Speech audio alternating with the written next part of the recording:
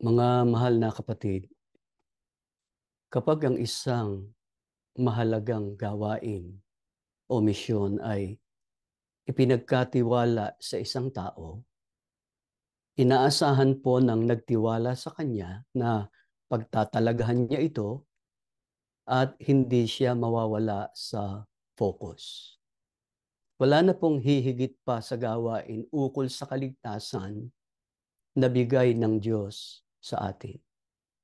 Sa mga huling araw na ito, lubos nating sinasampalatayanan na ang Iglesia ni Cristo ang gawaing ipinagkaloob ng Diyos sa sugo at sa bunga ng kanyang kahalalan para sa ikaliligtas ng tao.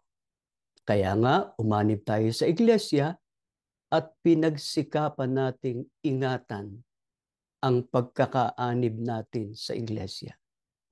Subalit, batid po natin kung ano nangyayari sa Iglesia ngayon sa ilalim ng kasalukuyang mga tagapanguna. Kaya tayong bunga ng pangangaral ng sugo at ng naunang namahala sa atin, meron tayong gawain ngayon na galing din sa Diyos. Hindi po para sirain ang Iglesia, gaya ng ipinamumukha ng mga nagtiwalag at mga naninira sa atin, ni hindi rin para magtatag ng ibang organisasyong pangrelihiyon o hiwalay na iglesia gaya ng ginawa ng iba, kundi upang ipagsanggalang ang iglesia at ang mga aral ng Diyos laban sa lahat ng mga sumisira rito at gawin ang ating bahagi sa restoration o pagpapanumbalik ng iglesia sa dati nitong malinis, banal, at maayos na kalagayan.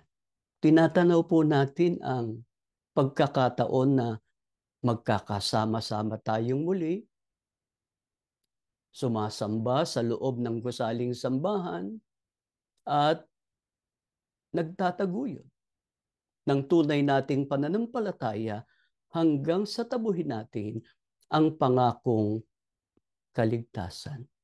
Batid ng Diyos na sa mahabang panahon ay ginawa po natin ang buo nating makakaya upang ingatan at panatilihin ang pagkakaanib natin sa iglesia. Ngunit dumating ang panahong ito na ipinahintulot ng Diyos na ang iglesia ay dumaan sa mabibigat na mga pagsubok at ang marami nga sa atin ay hindi makatarungang itiniwalag ng kasalukuyang mga tagapanguna sa iglesia. Sa kalagayan nating ito, inaasahan po ng Diyos na hindi tayo bibitiw sa gawaing ipinagkatiwala niya sa atin. Sa halip ay pag-iibayuhin natin ang pagtataguyod nito. Kaya hindi po tayo dapat mawala sa focus. Hindi tayo dapat mapagambala sa kanino man o sa anuman. Para hindi tayo magambala, dapat tayong matuto mula sa naging karanasan ng unang bayan ng Diyos. Sa panahon ng kanilang mahabang paglalakbay, 40 taon, patungo sa lupaing ipinangako sa kanila pagkatapos nilang mapalaya mula sa pagkaalipin. Ano po ba ang dapat sana ay naging focus ng unang bayan ng Diyos, ng Israel, na siyang layunin ng Diyos nang palayain sila mula sa pagkaalipin sa Ehipto? Pakinggan natin ang sagot nakasulat dito sa Exodo sa 3:7-8. At sinabi ng Panginoon, aking ngang nakita ang kadalamhatian ng aking bayan na nasa Ehipto at aking dininig ang kanilang daing dahil sa mga tagapag-atag sa kanila, sapagkat talastas ko ang kanilang kapanglawan. At ako'y bumaba upang iligtas sila sa kamay ng mga Ehipsyo at upang sila'y isampa sa isang mabuting lupain at malawak mula sa lupaing yaon, sa isang lupaing binubukalan ng gatas at pulot. Dapat po nating tandaan na ang unang bayan ng Diyos, ang Israel, ay ginawang mga alipin nang bumangon ang isang bagong hari ng Ehipto na hindi nakakakilala kay Jose, na anak ni Jacob. Hindi lamang sila pinabigatan ng kanilang mga tagapag-atag o tagapagpagawa, kundi labis silang inapi. Mahigpit silang hinadlangan sa paglilingkod at pagsamba nila sa Diyos. Kaya ano po ang ginawa ng Diyos upang palayain ang kanyang bayan mula sa pagkaalipin at pang-api at para malaya nilang maisagawa ang pagsamba at paglilingkod sa Kanya? Inutusan niya si Moises na pangunahan ng kanyang bayan palabas ng Ehipto at dalhin sa isang mabuting lupain. Ang lupaing binubukalan ng gatas at pulok. Sa makatwid, ang mga tao ng Israel ay dapat na nakatuon ang pansin sa pagsasakatuparan ng pangako ng Diyos sa kanila. Alin yun? Yung maabot nila, yung lupang pangako. At doon, makapaglingkod sila ng malaya at masayang sumasamba sa Diyos. Marami rin po sa atin ang biglang nahadlangan. Natuparin ang bigay ng Diyos na karapatang maglingkod at sumamba sa Kanya nang tayo ay hindi makatarungang itiwalag ng kasalukuyang mga tagapanguna sa iglesia. At hanggang ngayon ay merong mga nakararanas ng pag-uusig at pang-aapi mula sa kasalukuyang mga tagapanguna at mga kapanalig nila. Pati nga po itong pagsambang ating isinasagawa ay pinagsikapan nilang hadlangan at pinsalain gamit ang resources ng iglesia.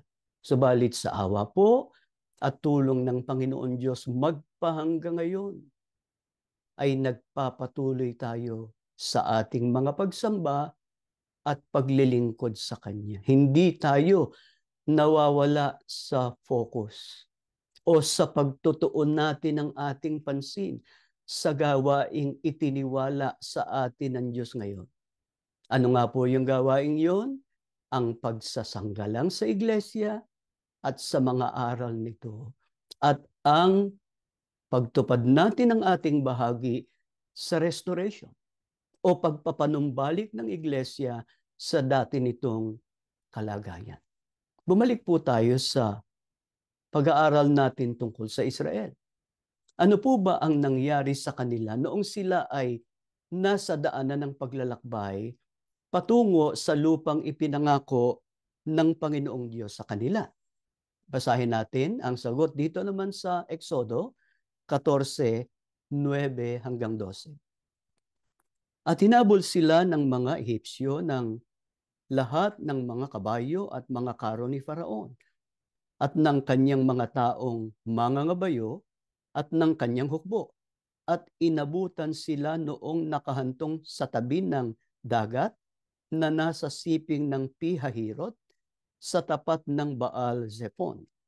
At nang si Faraon ay nalalapit, ay itiningin ng mga anak ni Israel ang kanilang mga mata. At narito ang mga Ehipsyo ay sumusunod sa kanila. At sila'y natakot na mainam.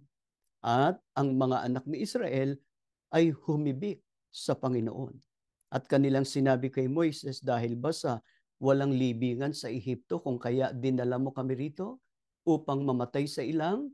Bakit ka gumawa ng ganito sa amin na inilabas mo kami sa Ehipto?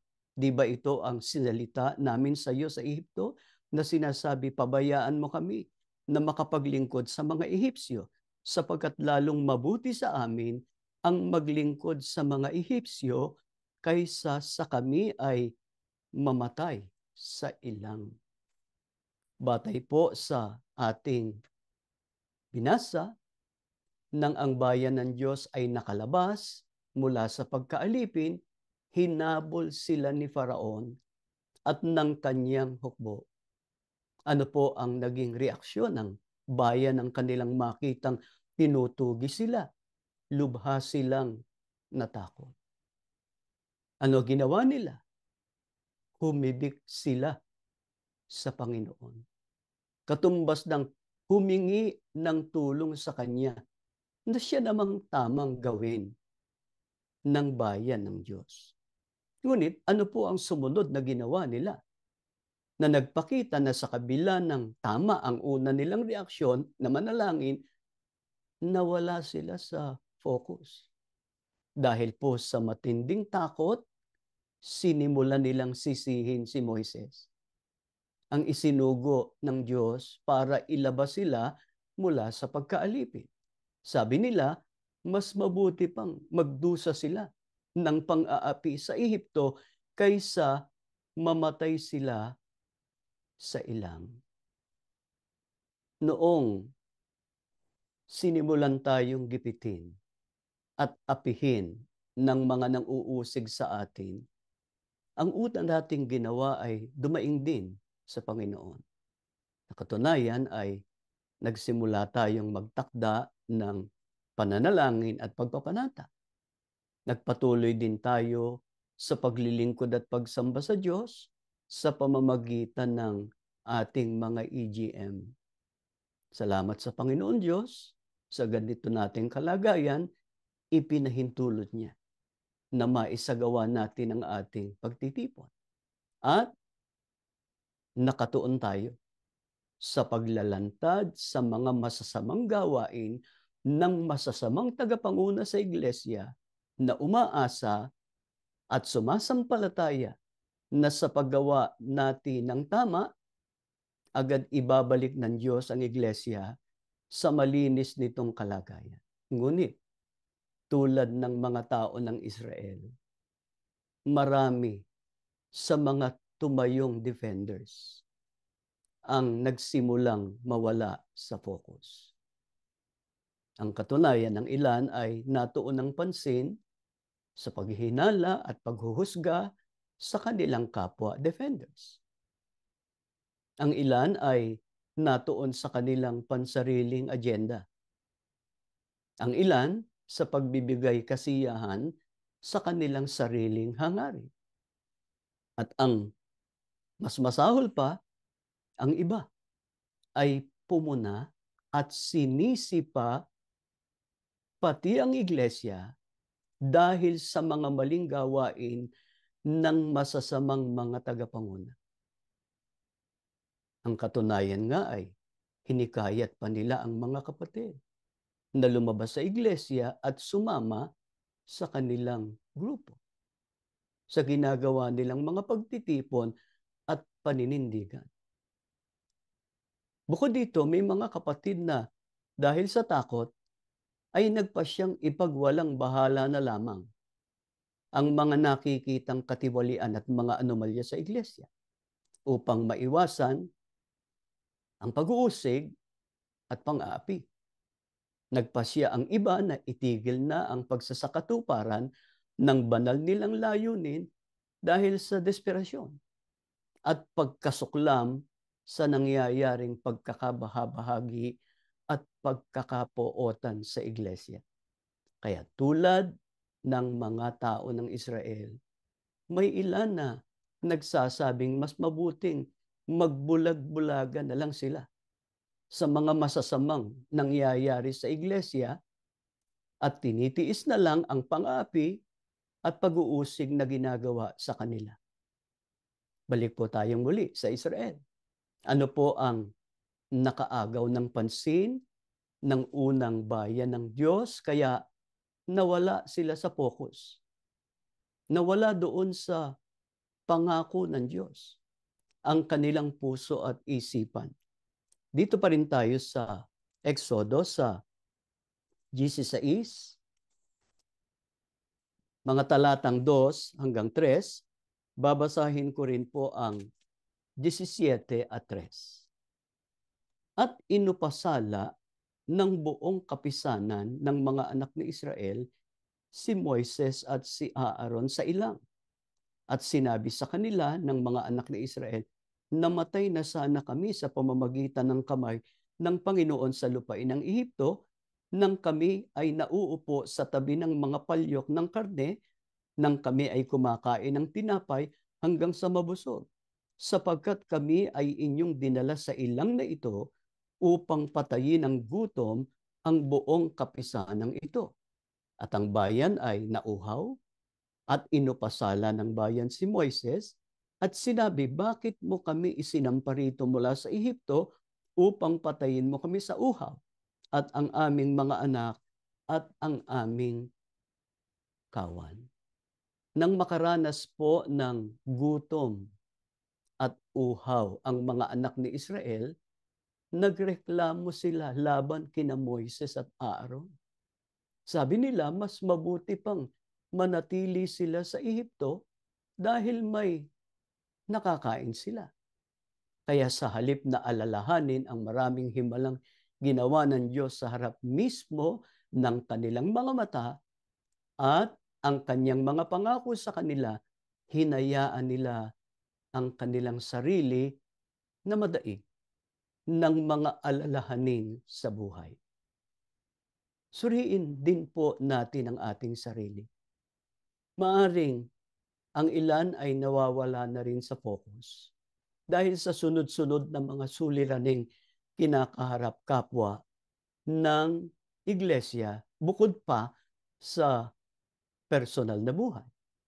Maaring ang iba ay nababagabag at napagtagumpayan ng mga problema sa pamilya, sa kabuhayan, sa kalusugan na laganap ngayon sa mundo.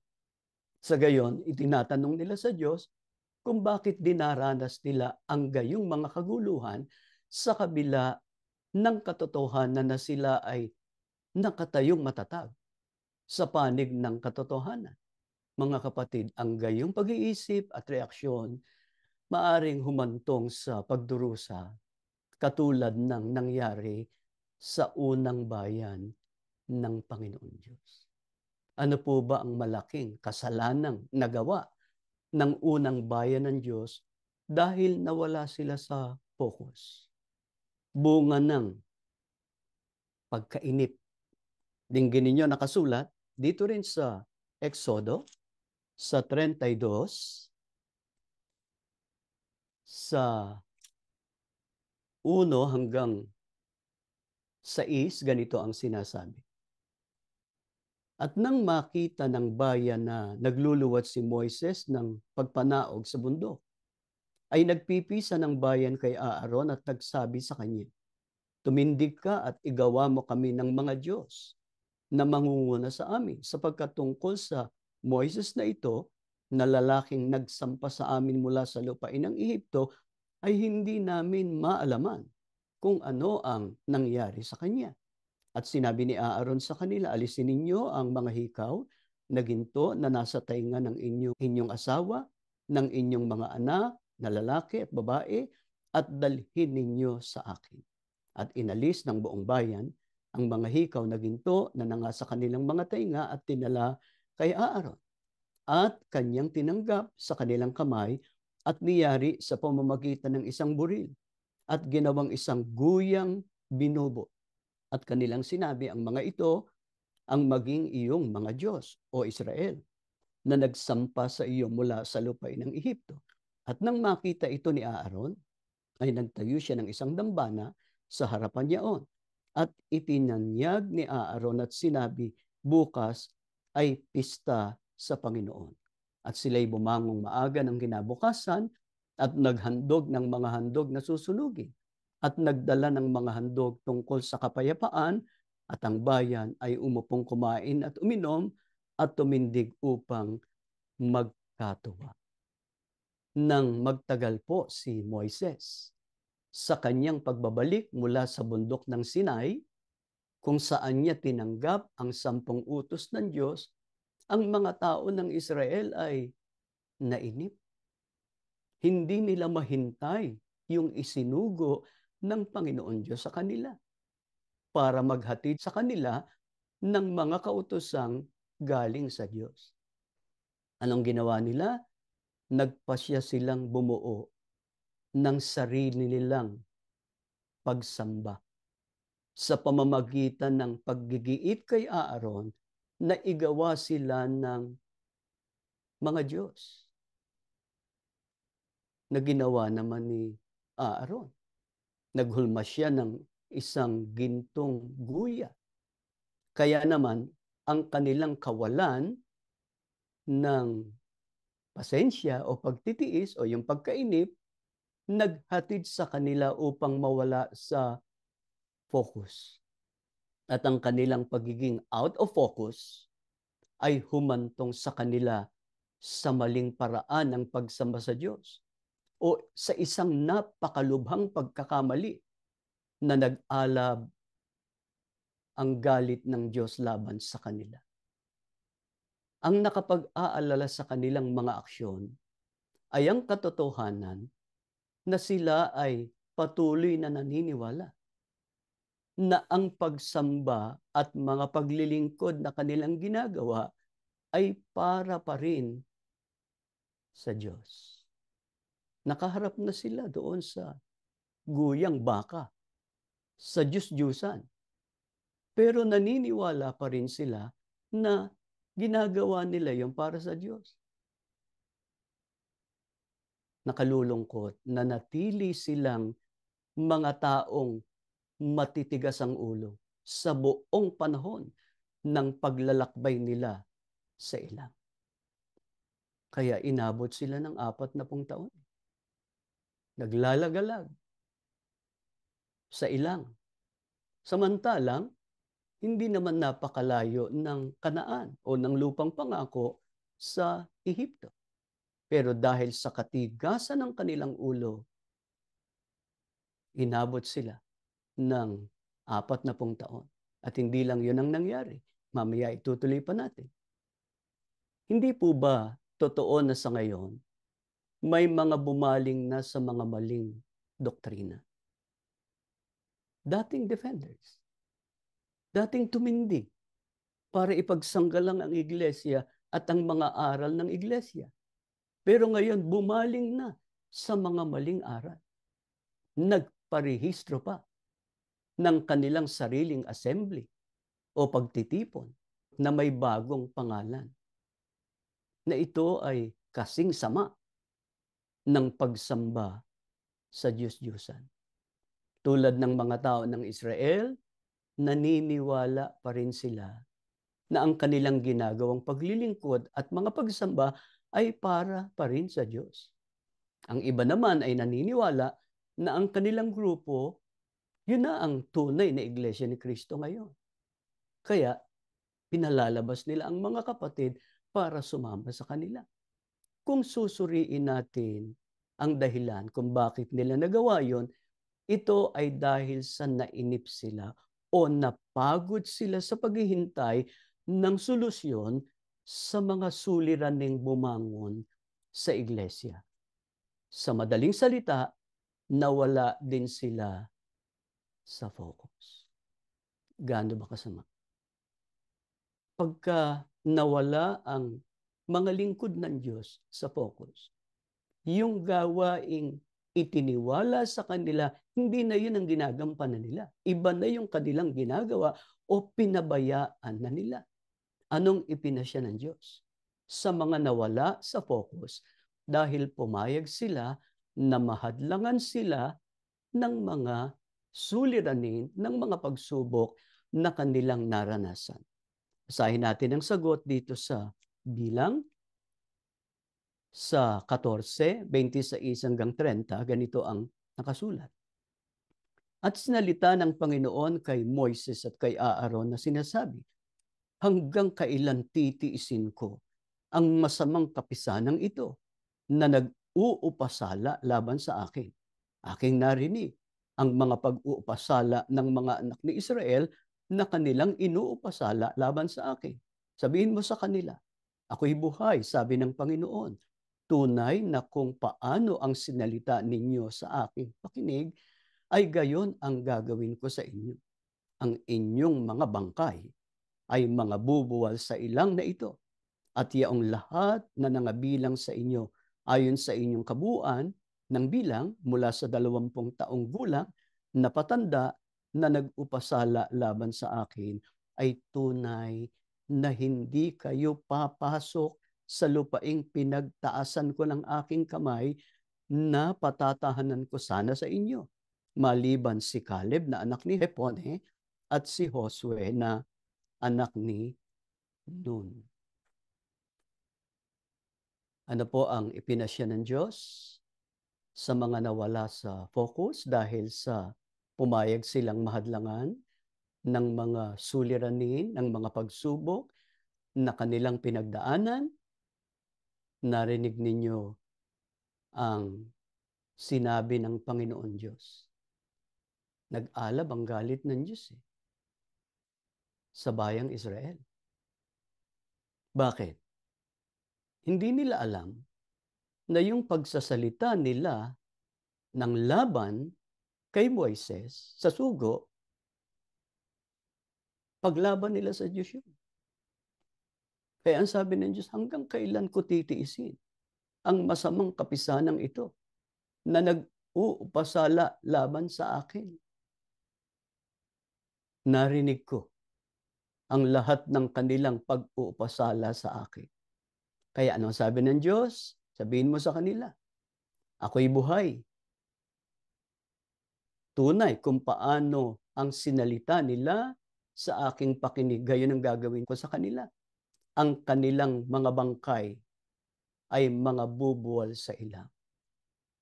At yaong lahat ng nangabilang ayon sa kabuuan mula sa 20 taong gulang patanda na nag-upasala laban sa kanya, hindi sila papasok sa lupaing ipinangako ng Diyos sa kanila.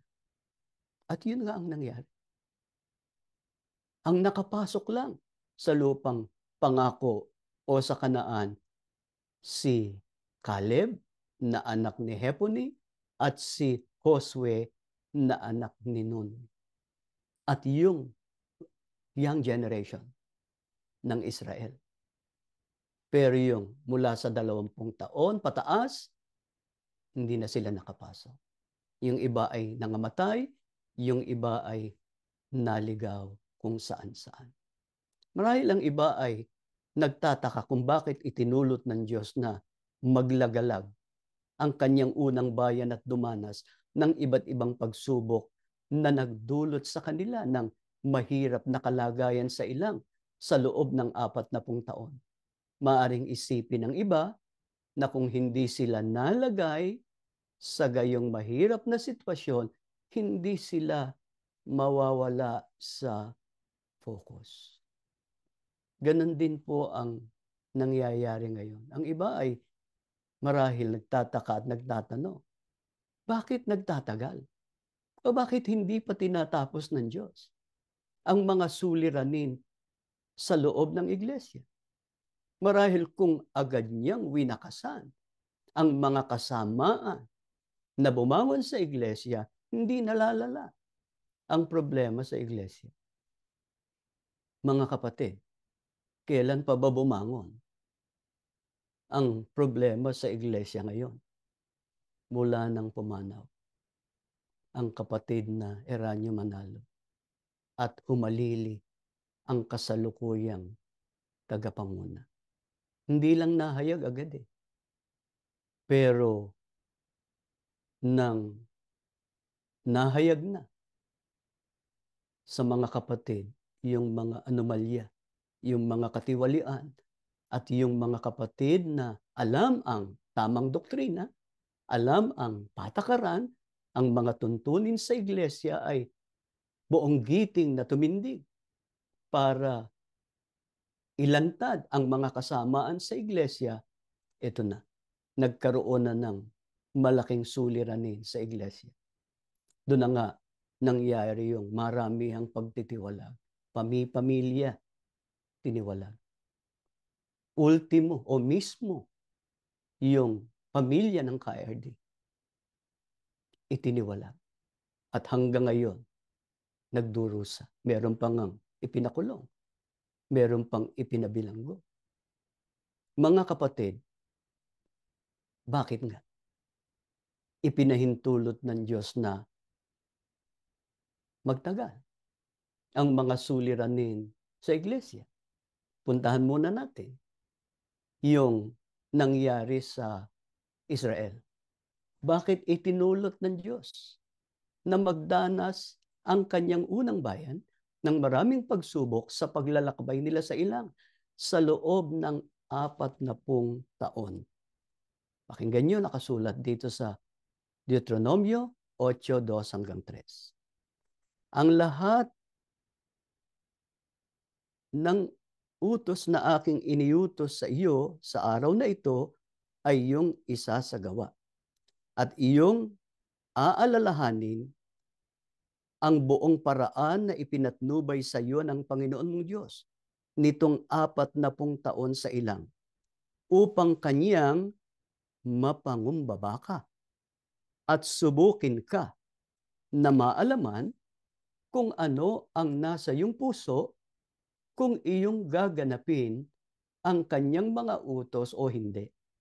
At ikaw ay pinapangumbaba niya at pinapagdamdam kanya ng gutom at pinakain kanya ng mana na hindi mo nakilala, ni nakilala ng iyong mga magulang upang kanyang maipakilala sa iyo na hindi lamang sa tinapay nabubuhay ang tao, kundi sa bawat bagay na nagmumula sa bibig ng Panginoon.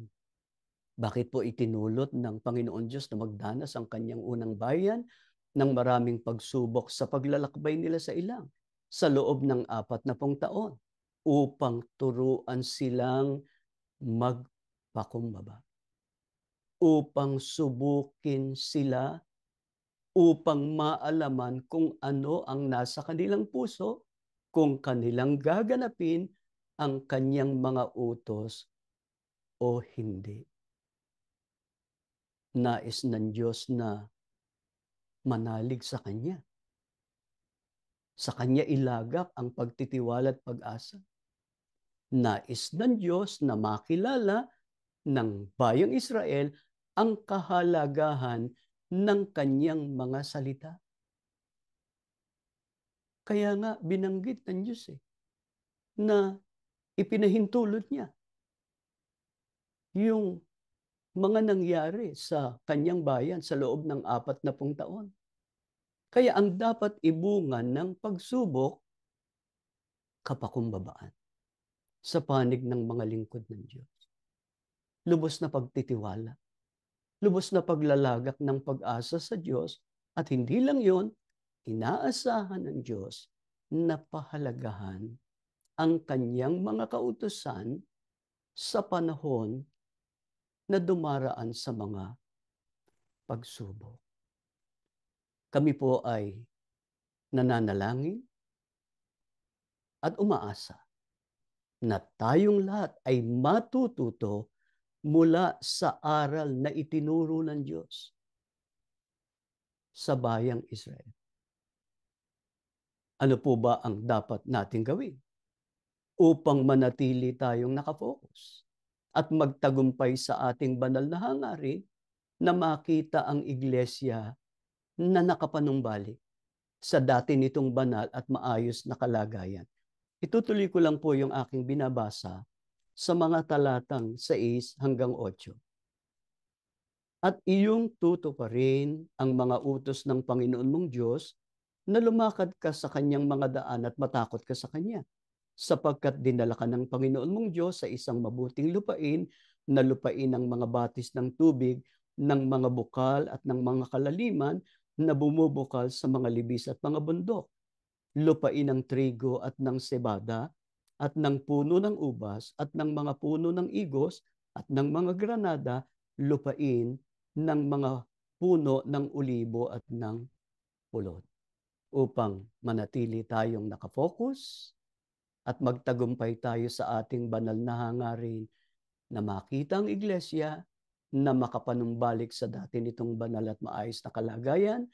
Dapat nating tuparin ang mga utos ng Panginoon Diyos, lumakad sa kanyang mga daan at matakot sa kanya.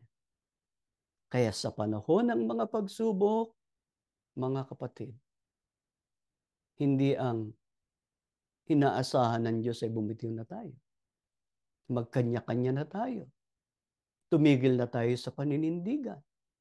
Tularan na natin ang ginawa ng bayang Israel, nagreklamo. At gumawa na ng sariling paraan ng kanilang pagsamba at paglilingkod. Yung iba naman ay hindi naman bumabaling sa maling aral. Hindi naman nag-iisip na magtatag na ng sariling iglesia o sariling relihiyon. Pero napanghihinaan ng loob. Nawawala ng pag-asa. Bakit nga merong iba na nawawala ng pag-asa? Nawawala sa focus. Samantalang, inaasahan nila na ang iglesia ay ibabalik ng Diyos sa dati nitong kalagayan sa takdang panahon ng Diyos. Ano ang dahilan?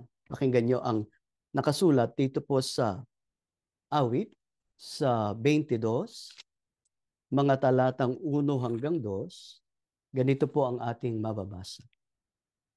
O Diyos ko, bakit ako binayaan? Masidhi ang pagtaghoy ko upang ako ay tulungan. Ngunit hindi dumarating ang saklolong hinihintay. Araw-gabi dumaraing, tumatawag ako, O Diyos, hindi ako mapanatag, di ka pa rin sumasagot. Bawat taong makakita'y umiiling, nanunukso. Palibak na nagtatawa't sinasabi ang ganito.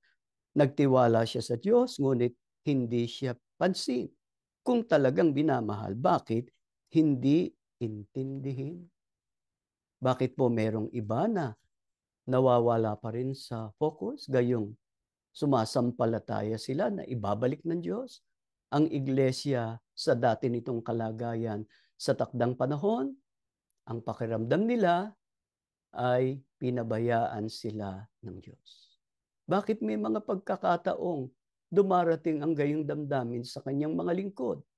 Gaya ng sinabi ni David na isang lingkod ng Diyos, masidhi ang pagtaghoy ko upang ako ay tulungan. Ngunit hindi dumarating ang saklolong hinihintay. Araw at gabi dumaraing, tumatawag ako, O Diyos. Hindi ako mapanatag. Di ka pa rin sumasagot.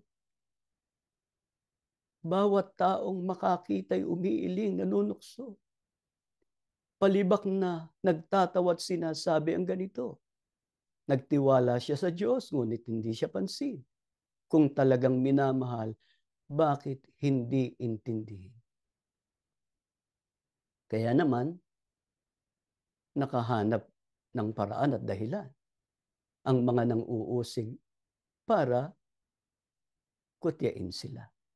Mga kapatid, para sa marami sa atin, ang ating pananampalataya sa pangako ng Diyos na hindi niya tayo pababayaan ay nananatiling hindi natitinag.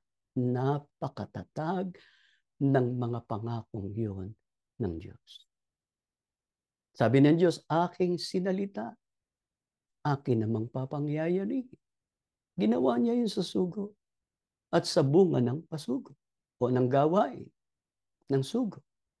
Nangako ang Diyos ang kanyang bayan sa mga wakas ng lupa, ang mga anak na babae ng Sion ay bayang hinana, bayang tinubos, bayang hindi niya pinabayaan. Kaya, huwag tayong bibitiw sa mga pangako ng Diyos.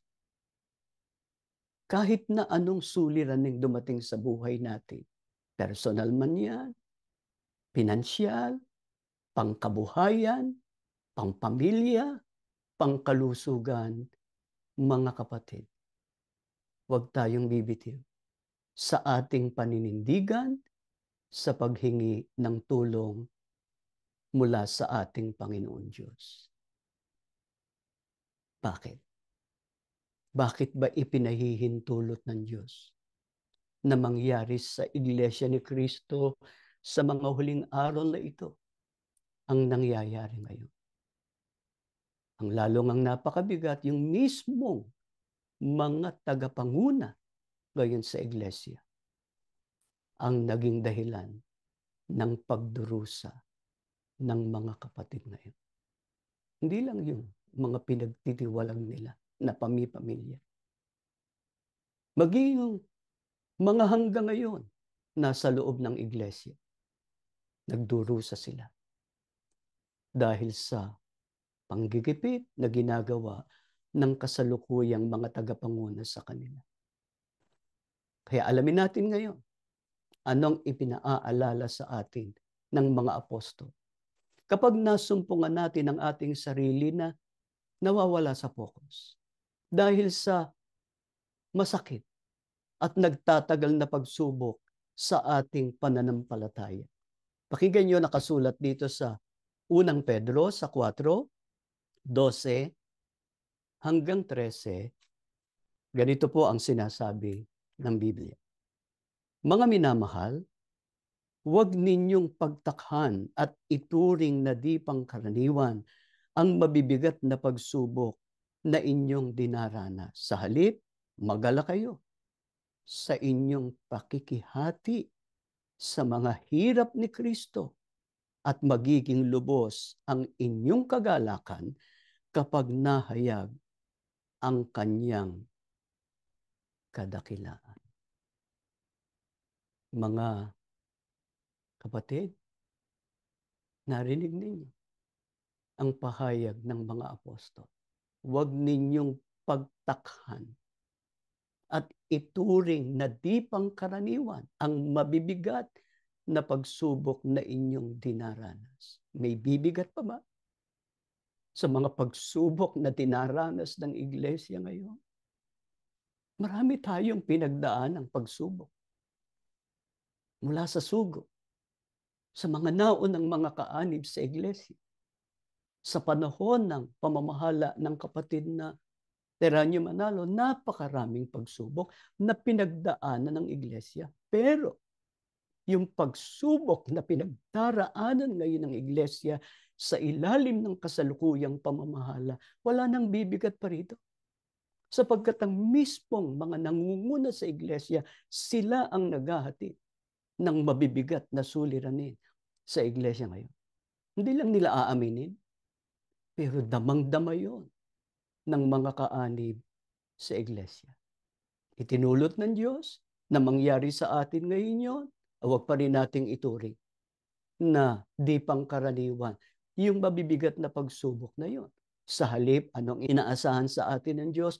Mangagala kayo sa inyong pakikihati sa mga hirap ni Kristo at maging lubos ang inyong kagalakan kapag nahayag ang kanyang kadakilaan. Maraming hirap Maraming pagsasakit ang ginawa ng Panginoong Kristo para sa Iglesia. Kaya maling-mali na sirain ang Iglesia. Maling-mali na pagsamantalahan ang Iglesia. Ang dapat gawin sa Iglesia, pakamahalin, ipagsanggalang, alagaan ang mga kapatid. Ang laki ng puhunan ng Panginoong Kristo. Kung tayo man ay nagtitiis ngayon, nakikibahagi lang tayo sa mga hirap ng Panginoong Kristo. Para saan ba yung pagtitiis ng Panginoong Kristo? Para sa kaligtasan ng mga iglesia ni Kristo. Kaya may bahagi tayo. Meron tayong gampanin na itiniwala ng Panginoon Diyos. Ano yun? Ipagsanggalang natin ang iglesia. Itaguyod natin ang iglesia, ang mga aral ng Diyos para hindi tayo mawala sa focus. Laging matuon ang ating pansin sa kaligtasang malapit na nating matamo. Bakit natin dapat gawin yun? Bakit hindi sa mga bagay sa mundo? Bakit hindi yung mga nakakaabala, mga bagay sa mundo natin ituon ang ating pansin, kundi doon sa pangako ng ating Panginoon Diyos? Pakinggan niyo itong mga huling talatang babasahin ko sa Ikalawang Korinto sa 4:16 hanggang 18. Kaya nga, hindi kami nanghihimagod, bagaman ang aming pagkataong labas ay pahina, ngunit ang aming pagkataong loob ay nababago sa araw-araw. Sapagkat ang aming magaang na kapighatian na sa isang sandali lamang ay siyang gumagawa sa amin ng lalo't lalong bigat ng kaluwalhatiang walang hanggan. Samantalang kami ay nagsisitingin hindi sa mga bagay na nangakikita, kundi sa mga bagay na hindi nangakikita. Sapagkat ang mga bagay na nangakikita ay may katapusan. Datapwat ang mga bagay na hindi nangakikita ay walang hanggan. Sa ano po natin dapat ituon ang ating pansin upang hindi tayo mawala ng pag-asa? Ngayon na pinadadaan ng Diyos ang iglesia sa mabibigat na pagsubok, ang sabi sa atin, ayon sa pagtuturo ni Apostol Pablo, kami nagsisitingin hindi sa mga bagay na nangakikita, kundi sa mga bagay na hindi nakikita. Bakit? Sapagkat ang mga bagay na nakikita may katapusan, datapwat ang mga bagay na hindi nakikita ay walang hanggan. Dahil sa nakatuon ang pansin ng mga tunay na lingkod ng Diyos doon sa mga bagay na hindi nakikita, ang sabi nga ni Apostol Pablo, hindi kami nanghihimago. Bagaman ang aming pagkataong labas ay pahina, itong katawang ito, nanghihina, napapagod, nagkakasakit, tumatanda, namamatay. Pero yung pagkataong loob, yung pananampalataya, nababago yun araw-araw. Lumalakas, tumitibay. Ganun ba pakiramdam natin, mga kapatid? Nakasama naming naninindigan magpahanggang ngayon. Maraming ganyan. Kahit tumanda na, kahit nakakaramdam na ng panghihina ng katawan, buong buo ang kanilang pananampalataya. Maglilingkod sila sa Diyos habang taglay ang buhay. Hindi sila titigil ng panindigan sa panig ng iglesia, sa panig ng katotohanan. Kaya mga kapatid, iwaksi po natin ang ugali ng iba na itinutuon ang kanilang pansin sa mga negatibong bagay. Tulad ng mga suliranin at tiisin sa buhay. Pipigilin lamang tayo ng mga ito na ituloy ang ating banal na hangarin na makitang ang iglesia ay naibalik na sa landas ng katwiran at kaligtasan. Sa halip ang dapat nating gawin, ituon natin ang ating pansin doon sa mga bagay na hindi nakikita. Alin ba yun? Yung pangako ng Diyos na bayang banal, ang Diyos mismo, hindi natin nakikita, pero pagka doon laging nakatuon ang ating pansin sa mga pangako, sa magagawa at sa kapangyarihan ng Diyos, kailanman hindi tayo mawawala sa focus. Kaya sa pagkakataong ito na ipinahintulot ng Diyos na muli tayo makasamba, ipangako natin sa Diyos. Sa taong ito na ating pinagdaraanan at sa darating pang panahon, ano nang ipahintulot pa ng Diyos na pagsubok na pagdaanan natin at ng iglesia, manghahawak tayo sa kapangyarihan at magagawa ng Diyos, mananatili tayo sa pagsunod sa lahat ng kanyang mga kautusan. Konti lang tayo na ganitong naninindigan, kahit konti lang tayo. Kung papaanong konti yung pumasok sa lupang pangako noon sa panahon ng Israel. Hindi naman ang tinitignan ng Diyos nakararami ba yung grupo ninyo? Mas marami ba ang mga nakatala? Ang tinitignan ng Diyos, nananatili tayo sa pagsunod sa lahat ng kanyang mga utos. Bagong buhay tayo, magpakabanal tayo. Ibuhay natin ang lahat ng mga aral ng Diyos na tinanggap natin sa sugo at sa naon ng namahala sa iglesia. Yan po ang ating leksyon. Tumayo kayo, tayo'y mananalangin. Ama naming Diyos, habang nakikinig kami ng iyong mga salita, binubulay namin ang lahat ng mabubuting bagay na ginawa mo sa amin para maingatan namin ang aming kahalalan, ang aming pagka-iglesia ni Kristo. Maraming pagsubok na ipinahintulot mong pagdaanan ng iglesia mula pa sa panahon ng sugo. Subalit tinupad mo ang iyong pangako. Hindi mo pinabayaan ang iyong bayan. Kung ngayon man, pinadaan mong iglesia sa mabibigat na pagsubok, sumasampalataya pa rin kami, Ama, nananatiling matatag at tinutupad mo ang iyong mga pangako. Ang hiling lang namin, Ama, patatagin mo pa ang aming pananampalataya, ang aming panghahawak sa tulong mo at iyong magagawa. Sapagkat bilang mga tao, dumarating ang panahon na panghihinaan din kami ng loob, lalo't marami at sunod-sunod ang mga suliranin at mabibigat na pagsubok na dumarating sa buhay namin. Salamat na lang, Ama, ng marami. Merong ganitong mga pagsamba na dito nagpapagunita ka sa amin. Na sa panahon ng mga pangangailangan at pagsubok,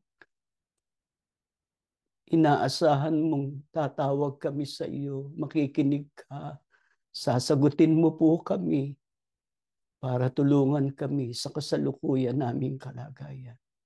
Sinasamantala namin ang pagkakataong ito, Ama. Kilala mo kung sino-sinong mga nagkakatipon ngayon. Batid mo ang aming mga dalahin.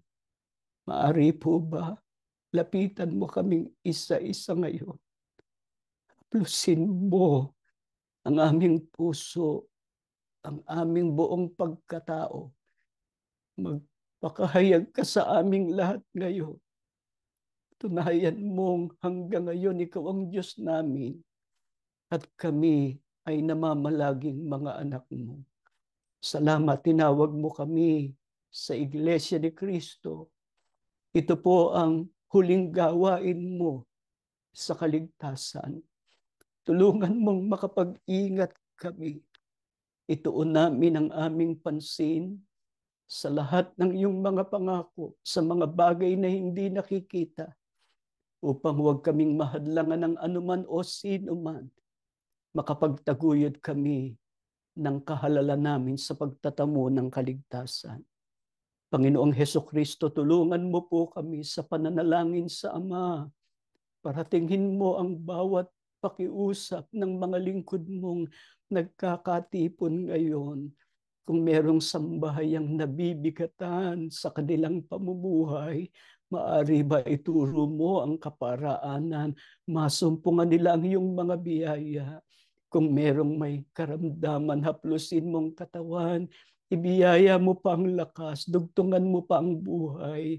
Kung merong nalilito, kung merong namamali ng landas, tapikin mo, pagpaalala ka, bigyan mo ng pagkakataon upang makapanumbalik sa iyo. Ano pa't mahanda kaming lahat sa kaligtasang malapit na naming matamo. Ama namin Diyos, bago kami maghiwa-hiwalay, baka merong mga kahilingan at panalangin ng mga lingkod mo na hindi namin nabanggit, subalit kailangan namin nawa ibasbas mo sa aming lahat, makapanindigan kaming lahat sa aming pananampalataya. Muli, magpatawad ka, Ama, sa lahat ng aming mga kasalanan At nawa loobin mo na dumating ang takdang panahon, maayos na ang lahat ng mga bagay sa iglesia. Lahat panalangin namin sa pangalan ng Panginoong Hesukristo na aming tagapagligtas. Amen.